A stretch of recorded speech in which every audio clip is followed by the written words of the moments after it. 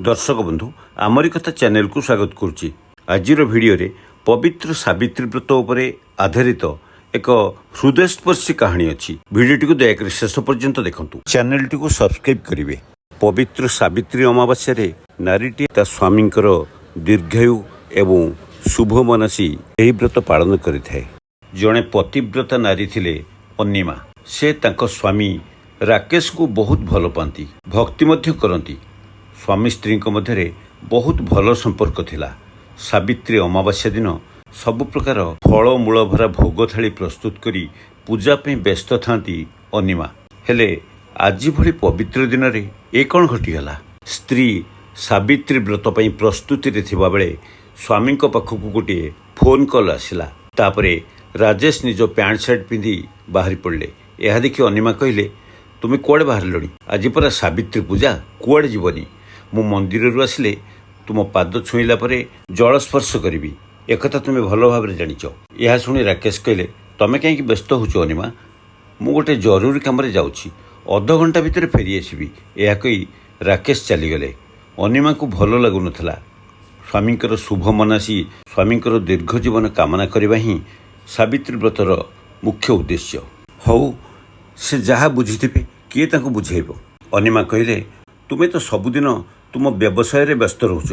आज गोटे दिन घरे रही मु तुमको अनुरोध करी किंतु रखिपारलनी। यह कही मन दुखरे अन्निमा बाहरले सावित्री भोग थाली धरी मंदिर को। सेठारे स्त्री लोक मानकर लंबा लाइन लगी थाए। घंटाए काल धाड़ी ठिया हेबा परे अन्निमा पाଳି पड़ला। विधि विधान रे सावित्री पूजा कला बेले अंतरर सह ठाकुर को डाकुथांती, हे प्रभु मो निजर शंखा सिंदूर बजाय रहू। ठाकुर को गुहारी करुथांती, मो स्वामी भलरे रुहंतु, दीर्घायु हुअंतु, स्वामींकर देहमुंड सबुबले भल रहू, एतिकी कामना प्रभु। सावित्री पूजा सारी पूजा थाली धरी तरबर होई घर को फेरले अन्निमा। घर को राकेश फेरी आसबेणी। आज चा भी पी नांती। मु जाई तांको मुंडिया मारी सारिबा परे आग भल करी चा टिके करिकी देबी, तापर जो कथा एमती केते कण भाबी भाबी चली थांती से। किंतु घरे पहुंची देखिले राकेश फेरी नाहांती। किंतु राकेश तो कहिथिले अध घंटा भितर फेरी आसिबे बोली, एपर्यंत आसी नाहांती। कौन किछि असुविधा हला ना कौन? एमती केते कौन भाबुथांती। तथापि अन्निमांक मन को पाप छुँथे।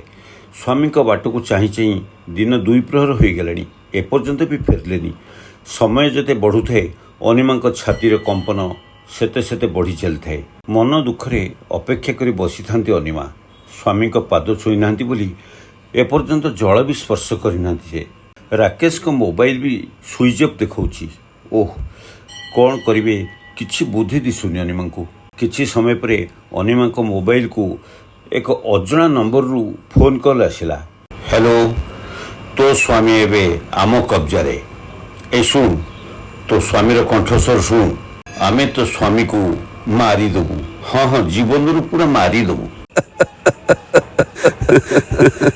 यह कोई हसी उठिले। एतिक शुणी अन्निमा चित्कार करी उठले, ना छाड़ी दियो मो स्वामी को। मु तुम गोड़ तले पड़ुछि। कि तुमे माने? Hello hello. सेपटू सुबिला, आमे तो स्वामीर जम। जदि तो स्वामी को फेरी पाइबाकू चाहूँ तेबे 24 घंटा भितरे 50 लाख टंका चुपचाप दे दे। 50 लाख। आमे तो स्वामी को छाड़ी दबू, नहेले मारी दबू। यह कही पुणी हसी उठले।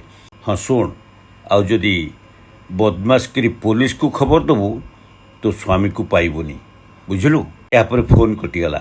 भो भो कर कांदी उठले अन्निमा। कौन करिवे किछि बुद्धि दिसुनी। यापर साही पड़िशा और संपर्क माने आसी अन्निमा घरे ठोल हेबार लगिले।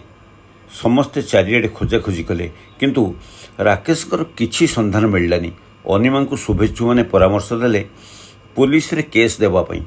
अन्निमा किंतु भय रे थरिबाकू लगिले, कारण अपहर्ता माने सतर्क कराई धमक देइछंती जे ए कथा पुलिस को जणाइले राकेश को तत्क्षणात मारी दिया जीवो। ओह बड़ द्वंद्वरे पड़गले अन्निमा।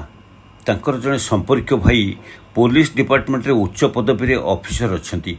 तेणु थाना रे से केस देबा पूर्व से पुलिस ऑफिसर सहित परामर्श करी आलोचना कले। परे पुलिस निज आड़ू एक मामला रुजु करी तदंत चलाइला। समय पाखे आसुଥାଏ।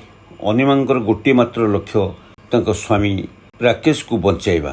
ଅନିମାଙ୍କର ଗୋଟିଏ ମାତ୍ର ଲକ୍ଷ୍ୟ ତାଙ୍କ ସ୍ୱାମୀଙ୍କ ଜୀବନ। ତେଣୁ ସେ ଆନୁଷ୍ଠାନିକ ଭାବେ ପୋଲିସରେ କେସ୍ ଦେଲେ ନାହିଁ।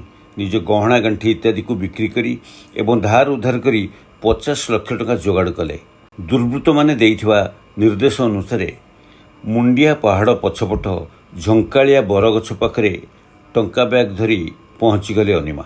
କିନ୍ତୁ କାହିଁ ଏଠାରେ ତ କେହି ଦେଖାଯାଉନାହାନ୍ତି। ଅପହର୍ତ୍ତାମାନେ ତାଙ୍କୁ କ'ଣ ଭୁଆଁ ବୁଲାଇବାକୁ ଏମିତି ମିଛ କହି ଡକାଇଥିଲେ ନା କ'ଣ? ଘଟଣା କ'ଣ କିଛି ବୁଝିପାରିଲେନି ଅନିମା। ଶେଷରେ ମନ ଦୁଃଖରେ ଘରକୁ ଫେରିଲେ। ସ୍ୱାମୀଙ୍କୁ ଜୀବିତ ଫେରି ପାଇବାର ଆଶା ତାଙ୍କର ପୁଣି ମଉଳିଗଲା। କାନ୍ଦି କାନ୍ଦି ଅନିମାଙ୍କ ଆଖି ଫୁଲିଗଲାଣି। ସାବିତ୍ରୀ ବ୍ରତରେ ସ୍ୱାମୀଙ୍କ ପାଦସ୍ପର୍ଶ କରିନାହାନ୍ତି ବୋଲି ସେ ନିଜେ ବି ଟୋପାଏ ପାଣି ପିଇନାହାନ୍ତି। ଶରୀରଟା ପୁରା ଅବଶ ହୋଇଗଲାଣି। ତଥାପି ତାଙ୍କର ନିଜ ଶଙ୍ଖା ସିନ୍ଦୁର ଉପରେ ସମ୍ପୂର୍ଣ୍ଣ ଭରସା ଅଛି। ତାଙ୍କ ସ୍ୱାମୀ ତାଙ୍କ ପାଖକୁ ନିଶ୍ଚୟ ଫେରିଆସିବେ ଏ ବିଶ୍ୱାସ ଅଛି। ଅନିମା ଜଣେ କର୍ତ୍ତବ୍ୟପରାୟଣ ମହିଳା। ଖୁବ୍ ଭକ୍ତି ଏବଂ ନିଷ୍ଠାର ସହ ସାବିତ୍ରୀ ବ୍ରତ ପାଳନ କରିଛନ୍ତି। ତଥାପି କେଉଁଠି କ'ଣ ଭୁଲ ରହିଗଲା ନା କ'ଣ? ପୁଣି କାନ୍ଦି କାନ୍ଦି ଠାକୁର ଘରକୁ ଧାଇଁଗଲେ ଅନିମା।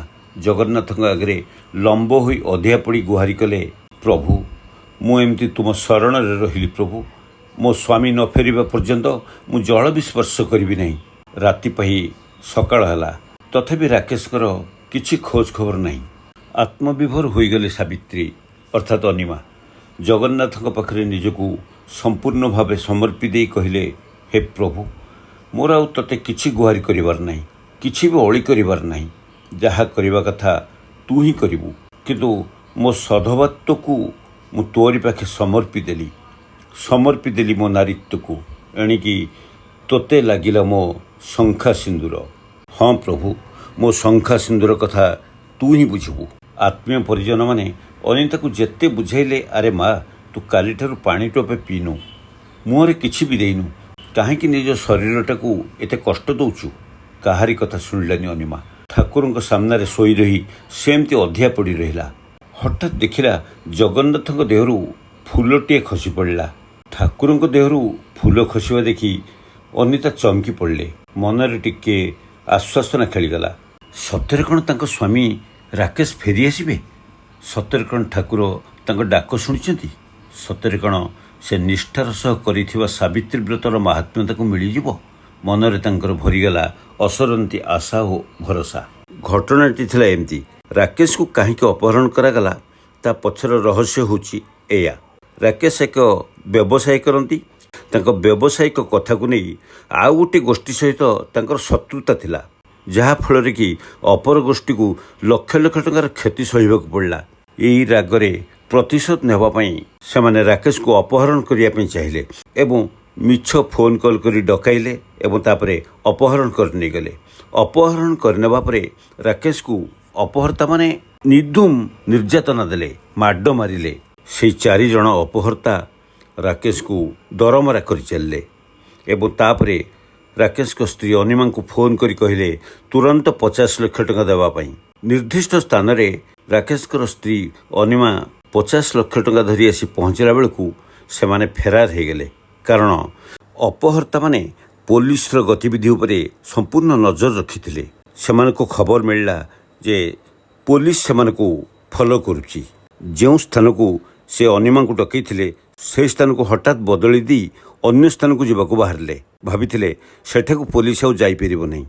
ଅନିମାଙ୍କ ଉପରେ ତାଙ୍କର ରାଗ ଆହୁରି ବଢ଼ିଗଲା। ପୋଲିସକୁ ଖବର ଦେବା ପାଇଁ ଆମେ ମନା କରିଥିଲୁ, କିନ୍ତୁ ସେ ପୋଲିସକୁ ଖବର ଦେଇଦେଲା। ନହେଲେ ପୋଲିସ କେମିତି ଆଣିଲା?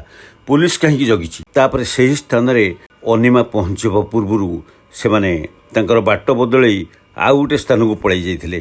କିନ୍ତୁ ବିଧିର ବିଧାନ ବଡ଼ ବିଚିତ୍ର।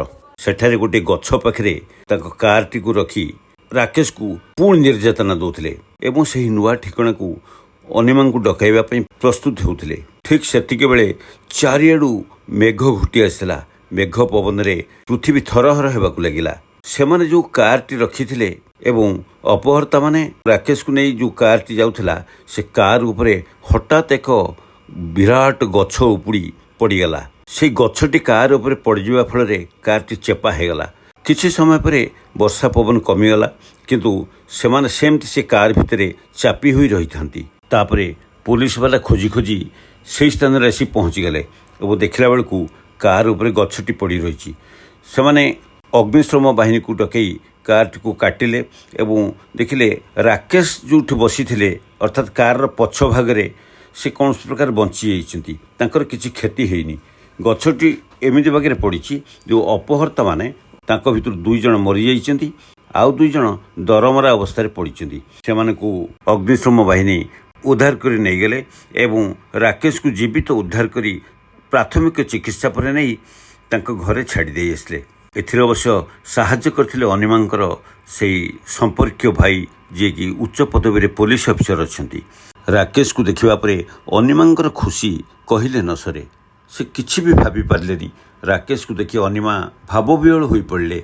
ଠାକୁରଙ୍କ ଘରକୁ ଦୌଡ଼ି ଯାଇ ଆଣ୍ଠୁ ମାଡ଼ି ବସି ହାତ ଯୋଡ଼ି କହିଲେ, ପ୍ରଭୁ ତମେ ମୋ ଡାକ ଶୁଣିଛ ପ୍ରଭୁ, ମୋର ଆଉ କିଛି ଦରକାର ନାହିଁ। ମୋ ସାବିତ୍ରୀ ବ୍ରତର ଫଳ ମୁଁ ପାଇଯାଇଛି। ତୁମକୁ ମୋ ହୃଦୟରୁ କୋଟି କୋଟି ପ୍ରଣାମ ପ୍ରଭୁ, କୋଟି କୋଟି ପ୍ରଣାମ। ଦର୍ଶକ ବନ୍ଧୁ, କାହାଣୀଟି କେମିତି ଲାଗିଲା ନିଶ୍ଚୟ ଆପଣମାନେ କମେଣ୍ଟ ବକ୍ସରେ ମତାମତ ଦେବେ। ଚ୍ୟାନେଲଟିକୁ ଲାଇକ୍ ଓ ସେୟାର କରିବା ସହିତ ସବସ୍କ୍ରାଇବ୍ କରିବେ। ରହୁଛି, ଧନ୍ୟବାଦ।